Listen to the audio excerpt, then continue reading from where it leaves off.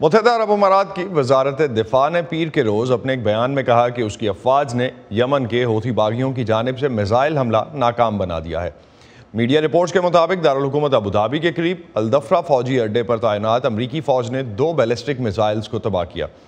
یمن میں حوثی انتظامیہ کے وزیر صحت نے گزشتہ ہفتے سعودی زیر قیادت اتحاد کی طرف سے شمالی یمن کے ایک حراستی مرکز پر فضائی حملوں میں ہلاکتوں کی تصدیق کرتے ہوئے بتایا کہ اس حملے میں تقریباً 90 افراد ہلاک اور 200 سے زائد زخمی ہوئے۔ اس کے علاوہ ایک اور حملے کے نتیجے میں پورے یمن میں انٹرنیٹ کئی روز تک معطل رہا۔ اقوام متحدہ کے سیکرٹری جنرل کی طرف سے ان فضائی حملوں کی مذمت کی گئی ہے اور انکوائری کا مطالبہ بھی کیا گیا ہے۔ حالیہ ہفتوں میں یمن میں لڑائی میں اضافہ ہوا ہے، جس میں سعودی قیادت والے اتحاد کے مطابق حوثی باغیوں کے عسکری اہداف پر زیادہ فضائی حملے کیے جا رہے ہیں۔ حوثیوں کی جانب سے گزشتہ ہفتے متحدہ عرب امارات کے دارالحکومت پر ایک ڈرون حملہ کیا گیا تھا، جس میں 3 افراد ہلاک ہوئے تھے۔ گزشتہ 7 برسوں سے جاری یہ تنازع شروع کیسے ہوا اور اس کا پس منظر کیا ہے، اس پر بات کرتے ہیں وائس آف امریکہ کی نخبت مالک سے۔ نخبت، حوثی باغیوں اور سعودی عرب کے درمیان اصل تنازع ہے کیا؟ جی اسد، یمن میں جاری تنازع 7ویں سال میں داخل ہو چکا ہے۔ یمن کی لڑائی پہلے ہی ہزاروں شہریوں اور جنگجوؤں کی جان لے چکی ہے اور عرب دنیا کے اس غریب ترین ملک میں اس کے باعث کئی سالوں پر محیط انسانی بحران پیدا ہوا ہے۔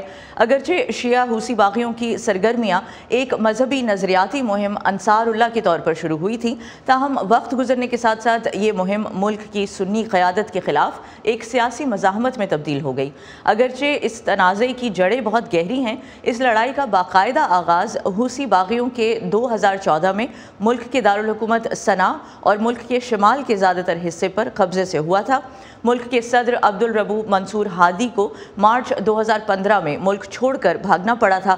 ایران کی جانب سے باغیوں کو مبینہ سپورٹ کے پیش نظر سعودی عرب اور 8 اکثریتی سنی عرب ہمسایہ ممالک نے یمن میں حوثی باغیوں کے خلاف فضائی حملوں کی مہم شروع کی تھی۔ اس مہم میں امریکہ، فرانس اور برطانیہ نے سعودی اتحاد کو انٹیلیجنس اور لاجسٹکس کی امداد مہیا کی تھی۔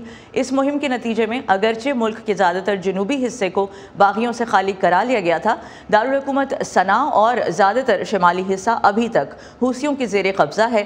ہزاروں یمنی شہریوں اور جنگجوؤں کی ہلاکت کے بعد یہ بحران ابھی تک جاری ہے۔ اسد، تو نخبت، اگر یمن کی حکومت اور باغیوں کے درمیان یہ لڑائی جو اتنی بڑھ چکی ہے، متحدہ عرب امارات تک کیسے پھیل گئی؟ جی اسد، لڑائی کا تازہ ترین مرحلہ جو ہے وہ گزشتہ سال حوثی جنگجوؤں کی جانب سے ملک کے اہم وسطی شہر ماریب پر قبضے کی کوشش سے شروع ہوا تھا۔ ماریب دراصل شمال میں واحد علاقہ ہے جو باغیوں کے زیر قبضہ نہیں ہے، یہ تیل سے مالا مال علاقہ ہے۔ حوثی باغی حالیہ لڑائی میں اہم نقصانات کے لیے متحدہ عرب امارات کو مورد الزام ٹھہراتے ہیں اور کہتے ہیں کہ متحدہ عرب امارات نے ان کی جانب سے یمن کے شمالی حصے پر مکمل کنٹرول حاصل کرنے کی کوششوں کو ناکام کیا ہے۔ اقوام متحدہ نے جنگ بندی کی اپیل کرتے ہوئے خبردار کیا ہے کہ بڑے پیمانے پر جنگ سے 20 لاکھ آبادی کی جانیں خطرے میں پڑ سکتی ہیں۔ امریکہ سمیت مغربی طاقتیں یمن میں دونوں فریقین کے بیچ مفاہمت کی طویل کوششوں کی ناکامی سے تھکی ہوئی نظر آ رہی ہیں۔ اسد، بہت شکریہ نخبت مالک آپ کا اس حوالے سے ہمیں اپڈیٹ کرنے کا۔